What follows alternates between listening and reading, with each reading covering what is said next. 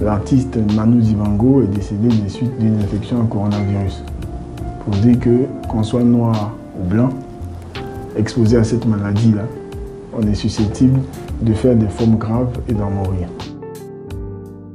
L'infection, tout le monde peut la contracter, autant les enfants, les adultes que les vieillards. Mais l'observation est que les cas graves se sont déclarés chez des personnes âgées atteintes de pathologies chroniques comme l'hypertension artérielle, le diabète, les cancers, éventuellement des pathologies cardiaques. Donc ce sont les personnes âgées qui sont beaucoup plus à risque de faire des formes graves de cette infection-là. Il n'y a aucune thérapie qui a été homologuée par l'OMS. Il n'existe pas de traitement à proprement dit. Donc toutes les thérapies qui sont entreprises ça et là ne peuvent pas nous prémunir contre cette affection. Les masques qui sont vendus dans la rue sont des masques à usage unique. Mais il faut dire qu'on en fait une utilisation un peu abusive.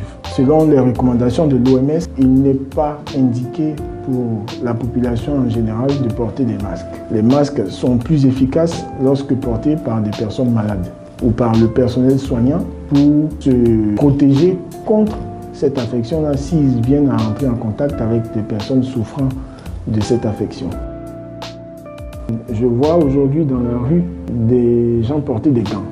Les gants sont réservés au personnel soignant. Parce que quand on porte des gants, ça sous-tend qu'on ne se lave pas les mains. Et donc, si nous supposons que nous avons touché avec nos gants des objets porteurs du virus ou tout autre microbe, que nous avons été amenés à saluer ou à échanger des embrassades avec des personnes porteuses de ce virus, nos gants sont potentiellement infectés. Et tout ce que nous allons toucher, nous allons le contaminer avec, y compris nous-mêmes. Parce que porteurs de gants, on pense être protégés à 100%, donc nous pouvons être amenés à se toucher le visage, le nez ou les yeux. Alors que c'est ce qu'il ne faut absolument pas faire. La recommandation, c'est de se laver les mains plus de fois possible dans la journée. Donc porter des gants et se balader dans la rue, ce n'est pas ça la solution.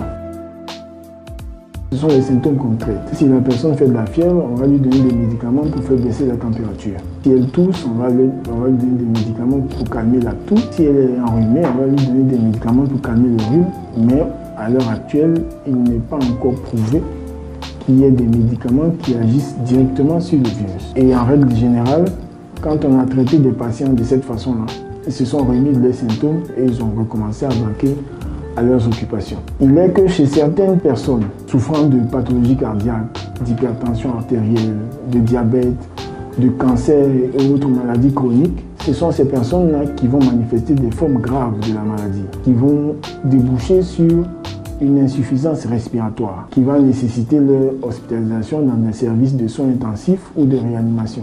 En dehors de ces cas-là, la maladie passe inaperçue chez certains sujets. Donc, ce n'est pas automatique que lorsqu'on contracte cette maladie-là, qu'on soit emmené à mourir.